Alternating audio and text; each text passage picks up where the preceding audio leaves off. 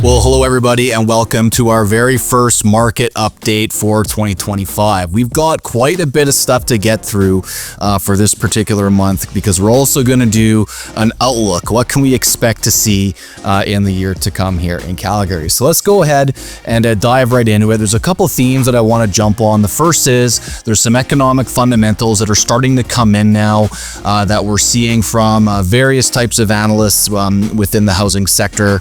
So I'm going to take you through my favorite one that I found over the Christmas break here.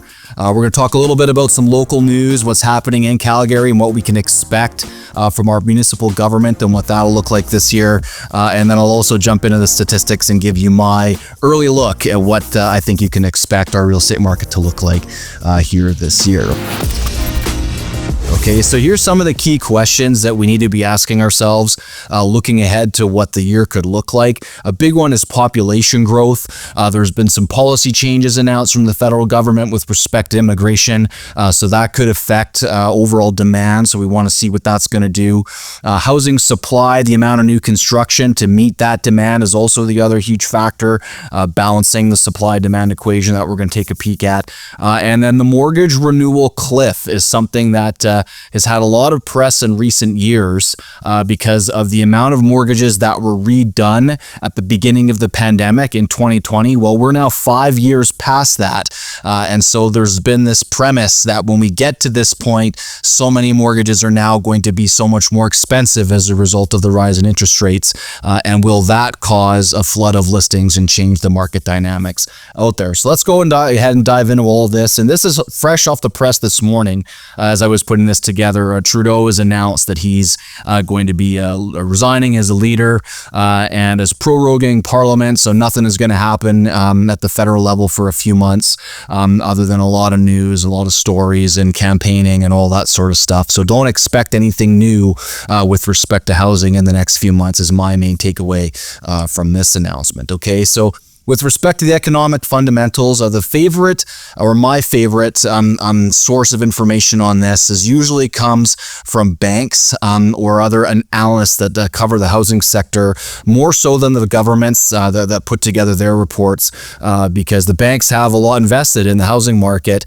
and tend to pay the right people to get the right data to come up with the right information for them to make their own decisions. And so CIBC has got a really good take on this. Benjamin Tall, very smart fellow, seldom wrong about this. And so his thing is that the population is not going to come down next year to the same extent that the federal government is telling us that they expect it to. So the government is saying, yeah, we're actually going to lose population here in Canada because these temporary residents and temporary work permits, they're expiring. And so they think everyone's going to leave. Well, CIBC doesn't think these people are going to leave.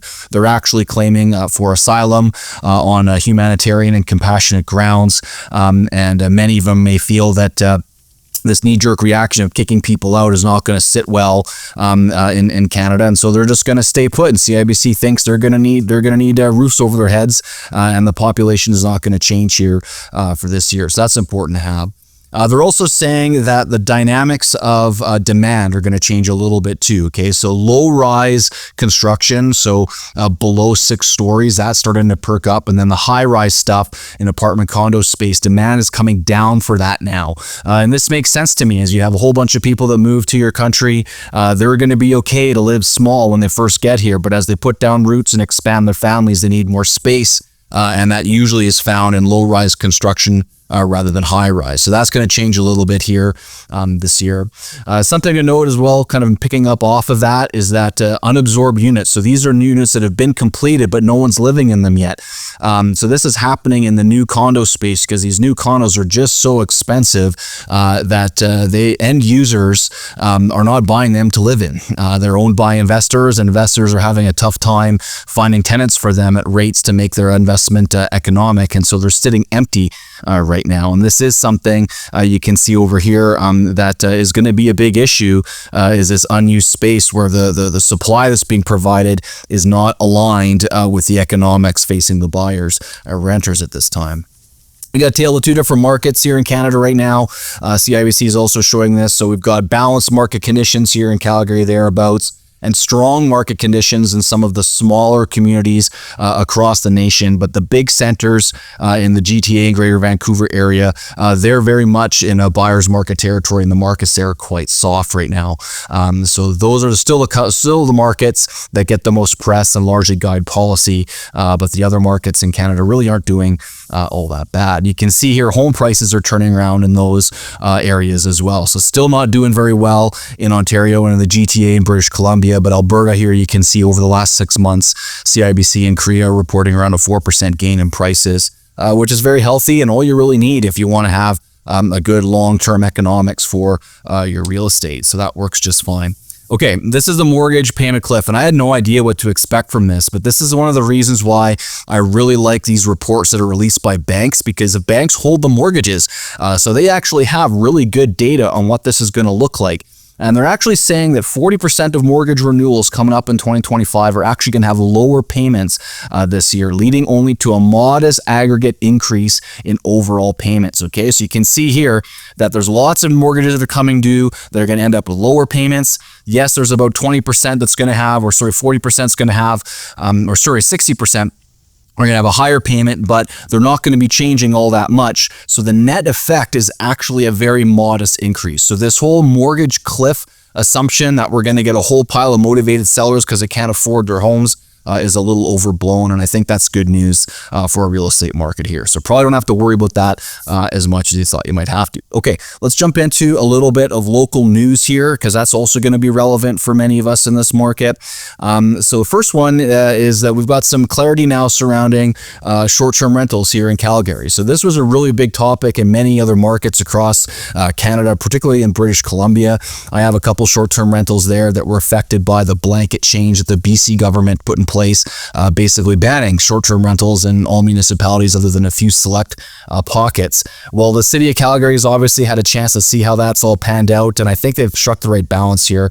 So you can have a short-term rental in Calgary. It's just going to cost you $510 a year if you don't live in that property, and they're not going to issue any licenses if the long-term vacancy rate is below 2.5%. Okay, so I think this is actually a good legislation that investors can work with. And what I thought was interesting is that short-term rentals in this market make up less than 1% of all the rental stock. So this isn't really that big of an issue, but at least now we know. So one thing I will add is that if you're in a condominium, the condominium units can say, all right, look, we're not allowing them inside the bylaw of our condominium project, our condominium corporation. So this really applies to detached properties or anything that doesn't have a condominium corporation and a set of bylaws to go with it, all right? So this, I think, is good news to have this behind us.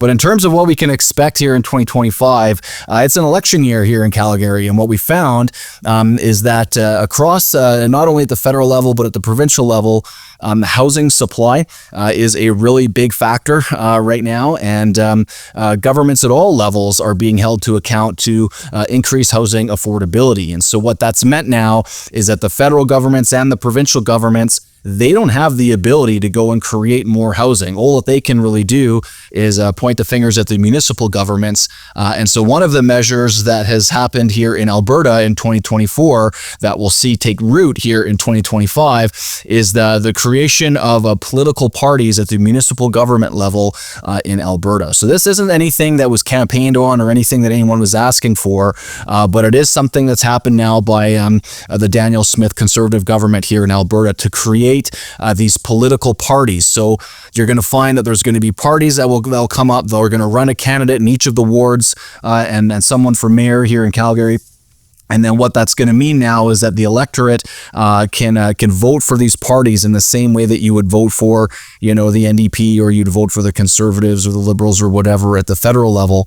You can now do that at the municipal level. And this is intended to get consensus so that you can have less deadlock and ideally a majority type of government situation at the municipal level to speed things up and ideally have greater influence from the province as well to make things happen at the local level. Okay, so this will be something to watch. And again, yes, it's the lack of housing that's affecting this. Gondek is going to run again. She's announced she's going to run again. She's doing this as an independent. Okay, so this will be something to watch play out here as we enter into election season in the latter half of the year.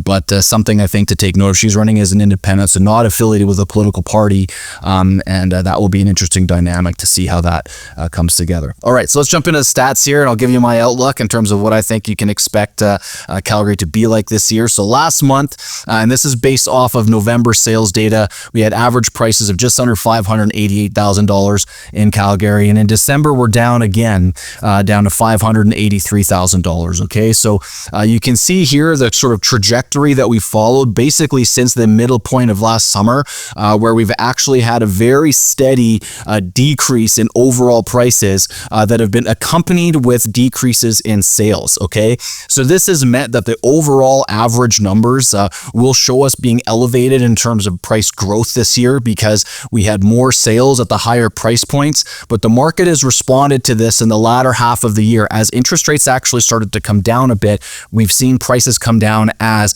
sales have come down. All right, so this has followed the traditional pattern that we've seen, and the market effect has been responsive to that as well. All right, so basically since the late spring, early summer, when we were a very strong seller's market at under 1 month's worth of supply, we've slowly come up towards more balanced market territory at the same time as pricing has started to come down. Okay, so this is just showing that buyers are taking a little bit of a break, want to see what's going on. But as soon as we hit the fall and basically touch that balanced market territory, now we've sort of stayed there. Listings and sales have kind of balanced out a little bit. So we're more or less in a balanced market position heading into next year.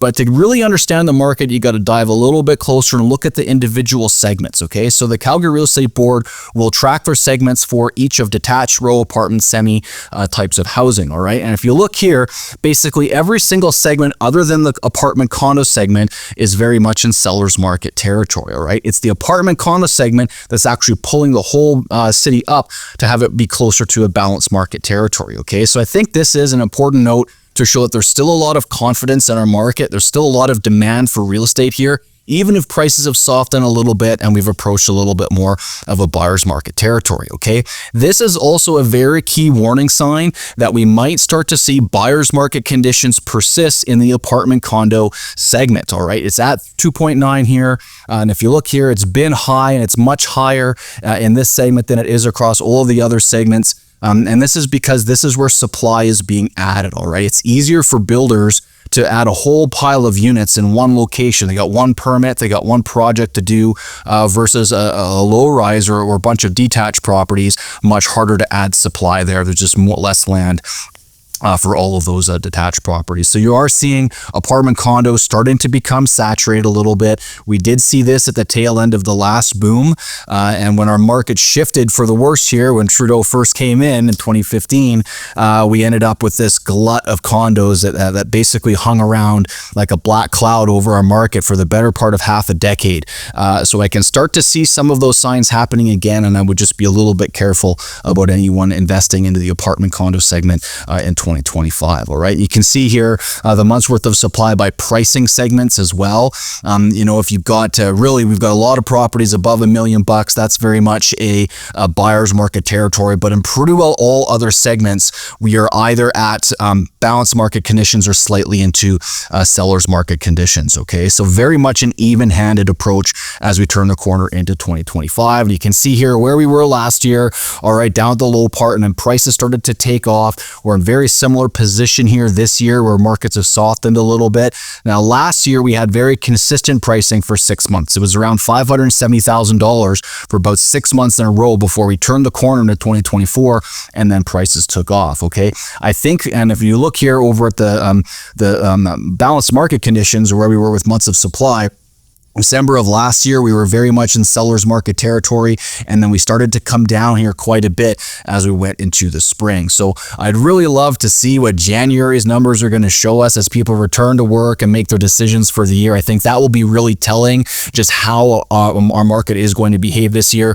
But I certainly think that we've got more upside than downside. I'm going to call for modest growth somewhere in that 4 to 5% range over the whole year. It's not going to be as crazy as it was last spring. It's going to be tempered over just a little bit, but still a very healthy year here ahead of us in Calgary real estate for 2025. So that's our market update. What do you guys think about the trio resigning, and what do you think our year is going to look like? We'd love to hear your thoughts in the comments. It's always a fun time of year to pull up the crystal ball and see what people think about that. So please feel free to leave a comment down below. And yeah, if we can help you buy or sell this year, we'd love to be able to do that for you here at Redline Real Estate. It's been great working with you guys last year. Looking forward to another great year of it this year. So thanks very much for watching, guys, and we'll see you next video.